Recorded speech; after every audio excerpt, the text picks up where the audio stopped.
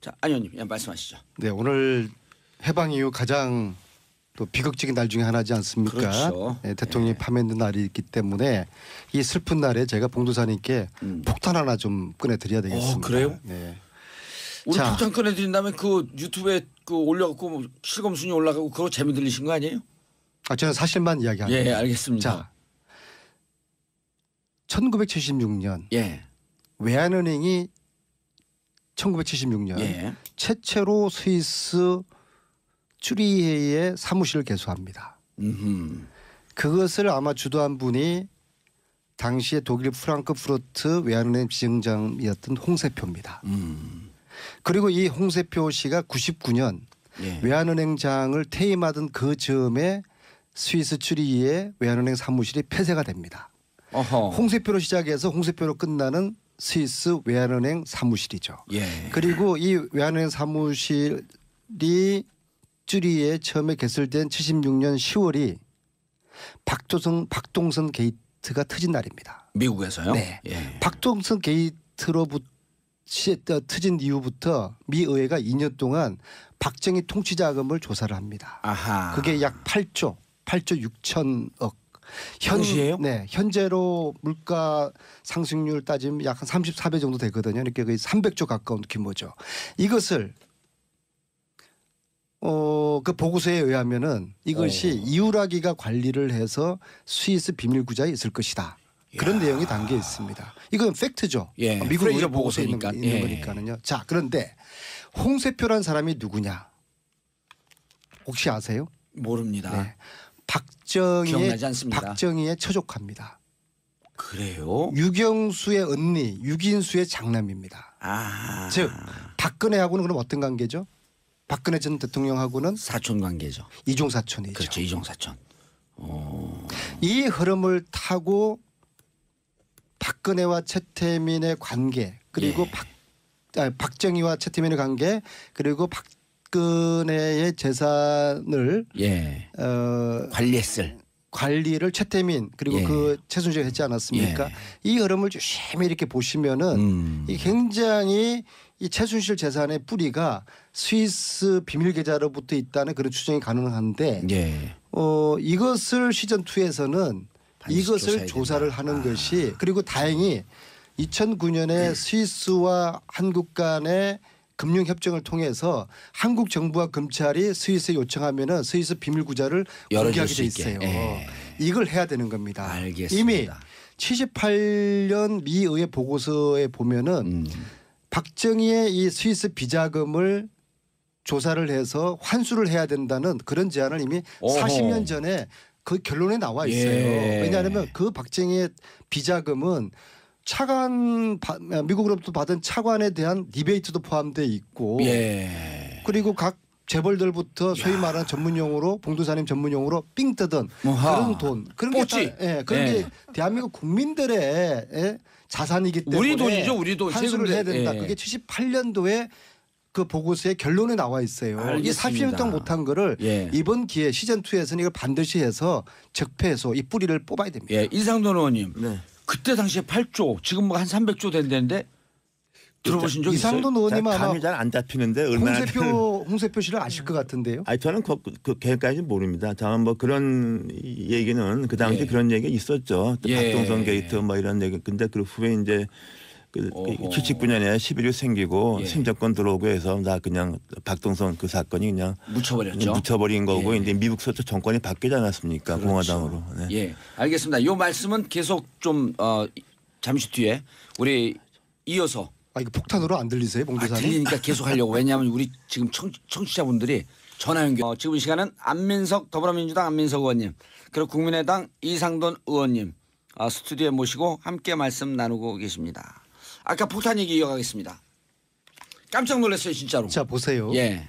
76년에 스위스에 왜 외환은행이 필요했겠습니까? 그죠? 예. 그리고 당시의 외환은행이라는 건 일종의 국가가 어떤 권한을 가지고 운영하는 형태였거든요. 국영이었죠, 국영. 그렇죠. 예. 그럼 쉽게 말해서 그겁니다.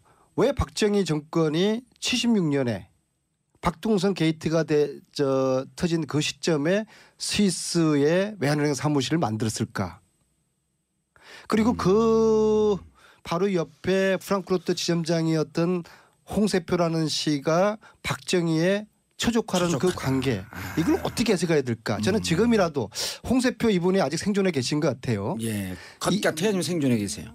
아직 확인은 못했습니다. 근데 이분이 좀 확인한 것 같고 오시지 그러셨어요. 네, 이분이 이 여기에 대한 해명을 예. 국민들에게 좀 해야 될 것입니다. 아하. 그리고 왜 본인이 은행장을 간둘 그 즈음에 스위스 그 사무실이 폐쇄가 됐는지. 되고. 사실 이것은 본인이 해명하지 않으면은 계속적인 의혹으로 남을 수밖에 없는 것이죠. 이것 예. 말고도 80년대에 영남대학교로부터 또 정수장학회로부터 유경재단으로부터 최태민이가 돈을 빼지 않았습니까? 예. 이런 재산들이 단 한 번도 정식적인 직업을 갖지 않는 최순실 자매들의 재산으로 이어졌을 것이다. 생계됐을 것이다. 예. 이것을 이제 특검 시즌2에서는 반드시 밝혀내야 되는 알겠습니다. 것이죠. 외환은행 사무실이 쭈리에 처음에 개설된 76년 10월이 박동선 게이트가 터진 날입니다. 미국에서요? 네. 예. 박동선 게이트로부터 터진 이후부터 미 의회가 2년 동안 박정희 통치 자금을 조사를 합니다. 아하. 그게 약 8조 6천억. 당시에요? 네, 현재로 물가 상승률 따지면 약 한 34배 정도 되거든요. 그러니까 거의 300조 가까운 규모죠. 이것을 그 보고서에 의하면은 이것이 이우라기가 관리를 해서 스위스 비밀 구자에 있을 것이다. 그런 내용이 담겨 있습니다. 이건 팩트죠. 예, 미국 프레이저 의회 보고서에 있는, 보고서니까. 있는 예. 거니까는요. 자, 그런데 홍세표란 사람이 누구냐? 혹시 아세요? 모릅니다. 네. 기억나지 않습니다. 박정희의 처족합니다. 그래요? 유경수의 언니, 유긴수의 장남입니다. 아. 즉 박근혜. 자, 안 의원님, 예, 말씀하시죠. 네, 오늘 해방 이후 가장 또 비극적인 날 중에 하나지 않습니까? 그렇죠. 네, 대통령이 파면된 날이 있기 때문에 이 슬픈 날에 제가 봉도사님께 폭탄 하나 좀 꺼내드려야 되겠습니다. 그래요? 네. 우리 자. 폭탄 꺼내드린 다음에 그 유튜브에 그 올려갖고 뭐 실검 순위 올라가고 그거 재미 들리신 거 아니에요? 저는 사실만 이야기합니다. 예, 알겠습니다. 자, 1976년 예, 외환은행이 1976년 예. 최초로 스위스 쭈리히에 사무실을 개소합니다. 그것을 아마 주도한 분이 당시에 독일 프랑크푸르트 외환은행 지점장이었던 홍세표입니다. 그리고 이 홍세표 씨가 99년 예. 외환은행장을 퇴임하던 그 즈음에 스위스 쭈리히에 외환은행 사무실이 폐쇄가 됩니다. 어허. 홍세표로 시작해서 홍세표로 끝나는 스위스 외환은행 사무실이죠. 예. 그리고 이 자금을 조사를 해서 환수를 해야 된다는 그런 제안을 이미 어허. 40년 전에 그 결론에 나와 있어요. 예. 왜냐하면 그 박정희의 비자금은 미국으로부터 받은 차관에 대한 리베이트도 포함되어 있고 예. 그리고 각 재벌들부터 소위 말하는 전문용어로 봉도사님 전문용어로 삥 뜨던 뭐하. 그런 돈 그런 뽀찌. 게, 그런 예. 게 대한민국 국민들의 자산이기 때문에 우리 돈이죠, 우리 돈. 환수를 해야 된다. 예. 그게 78년도에 그 보고서의 결론에 나와 있어요. 이게 알겠습니다. 40년 동안 못한 거를 예. 이번 기회 시즌2에서는 이걸 반드시 해서 적폐해서 이 뿌리를 뽑아야 됩니다. 예, 이상돈 의원님. 네. 그때 당시에 8조, 지금 뭐 한 300조 된다는데 들어보신 적 있어요? 이상돈 의원님은 아마 감이 잘 안 잡히는데 얼마나 홍세표 씨를 아실 것 같은데요. 아니 저는 그 걔까지 모릅니다. 다만 뭐 그런 얘기는 그 당시 예. 그런 얘기 있었죠. 예. 박동선 게이트 뭐 이런 얘기. 근데 그 후에 이제 그 어허. 79년에 11.6 생기고 예. 심정권 들어오고 하고는 그럼 어떤 관계죠? 박근혜 전 대통령하고는 사촌 관계죠. 이종 사촌이죠. 그렇죠, 이종 사촌. 이 흐름을 타고 박근혜와 최태민의 관계 그리고 예. 박정희와 최태민의 관계 그리고 박근혜의 재산을 예. 관리했을. 관리를 최태민 그리고 예. 그 최순실이 했지 않았습니까? 예. 이 흐름을 유심히 이렇게 보시면은 이 굉장히 이 최순실 재산의 뿌리가 스위스 비밀 계좌로부터 있다는 그런 추정이 가능한데 예.